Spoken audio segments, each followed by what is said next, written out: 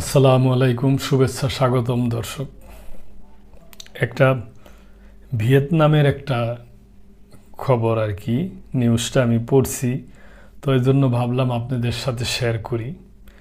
দেখেন যে এরা অন্য দেশের অন্য ধর্মের তাদের বিচার কী অবস্থা, বিচারের মানদণ্ডটা কোথায়। ব্যাংক জালিয়াতি, ভিয়েতনামের নারী ধনকুবের লানের মৃত্যুদণ্ড বহাল। বিচার করলে এরকম বিচারই করা দরকার।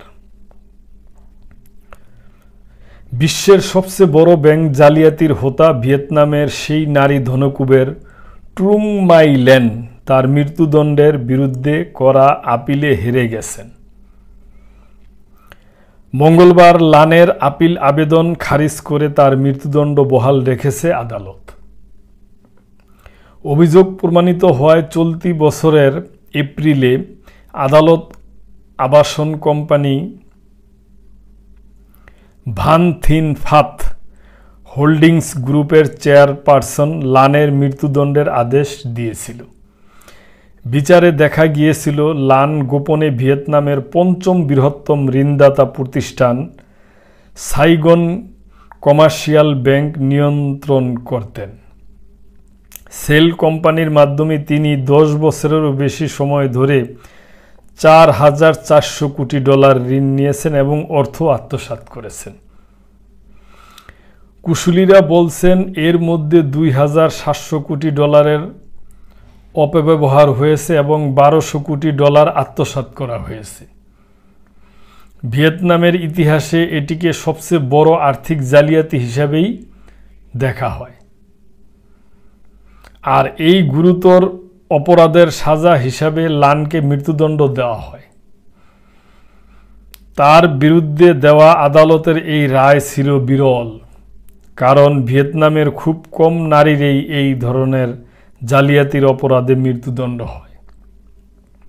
মঙ্গলবার হো চি মিন সিটির আদালত লানের মৃত্যুদণ্ড বহাল রাখার রায় দিয়ে বলেছে মৃত্যুদণ্ডের সাজা কমানোর কোনো যৌক্তিকতা নেই।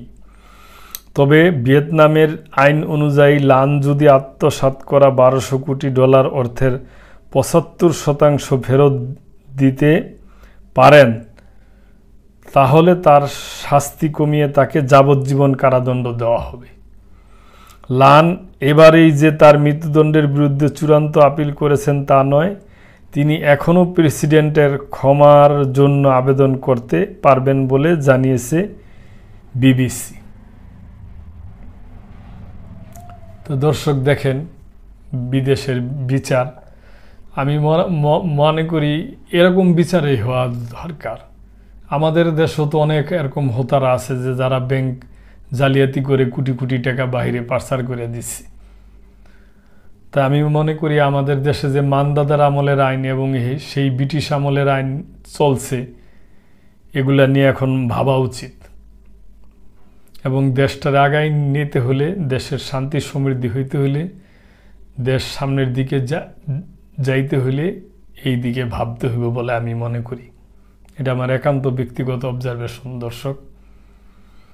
তো আজকে এই পর্যন্তই। ভালো থাকবেন, সাবস্ক্রাইব করে চ্যানেলটির পাশেই থাকবেন আশা করি। আসসালামু আলাইকুম।